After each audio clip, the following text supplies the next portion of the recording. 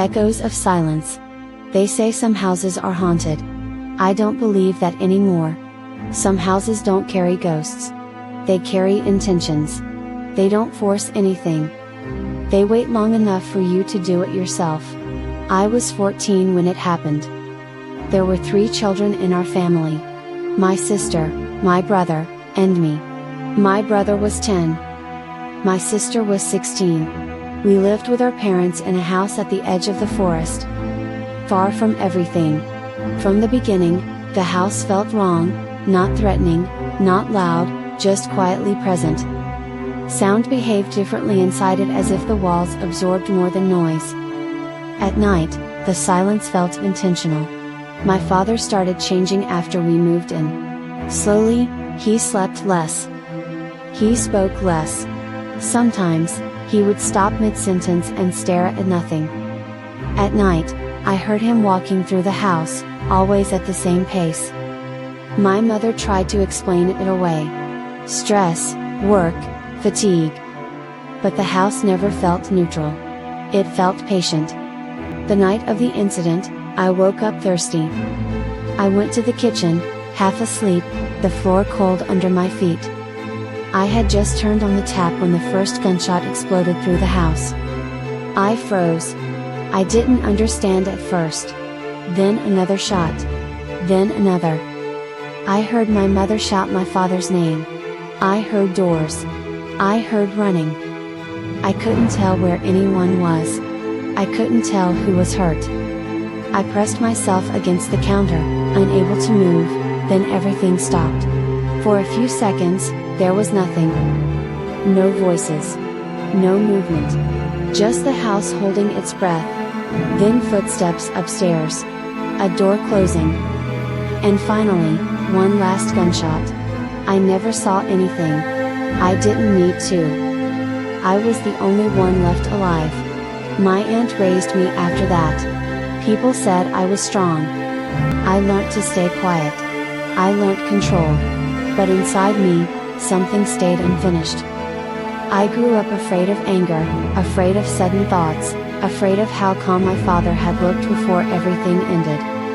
I didn't want answers. I wanted distance. At 35, I believed I had succeeded. I had a life. I had a partner. Stability. And yet, there were moments when a cold, sharp clarity would rise inside me.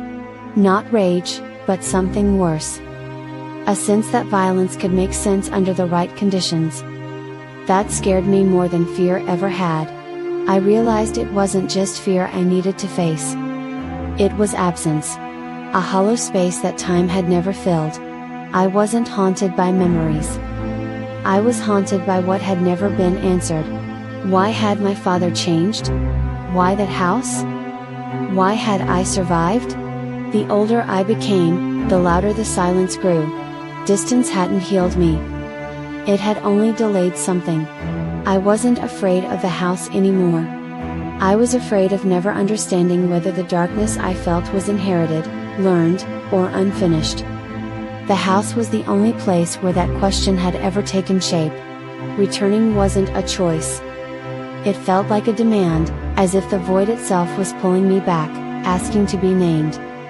That's why my boyfriend and I decided to go back to my old house, hoping that by facing it, we might finally close this door. We spent several days there together. I lost track of time. Each day felt heavier than the last, but nothing obvious happened. I slept badly. I grew irritable. Sounds bothered me. My partner tried to keep things normal, but his presence began to feel intrusive. His voice echoed too much. His movements annoyed me. I didn't hate him. I resented him for existing in my space. The change was subtle. That's what frightened me most. Toward the end of our stay, it came. He was talking to me, asking if we should leave. His concern felt like pressure. His closeness felt invasive. Suddenly, a thought crossed my mind, clear, calm, undeniable. I imagined hurting him, not in anger, in relief. For a brief moment, the idea felt satisfying. Then the images arrived, not the night of the incident, Not the blood, not the noise. I saw my mother's face when she smiled. I heard my brother laughing. I remembered my sister standing between me and fear when we were children. They weren't warning me. They were anchoring me. In that moment, I understood something terrifying and simple.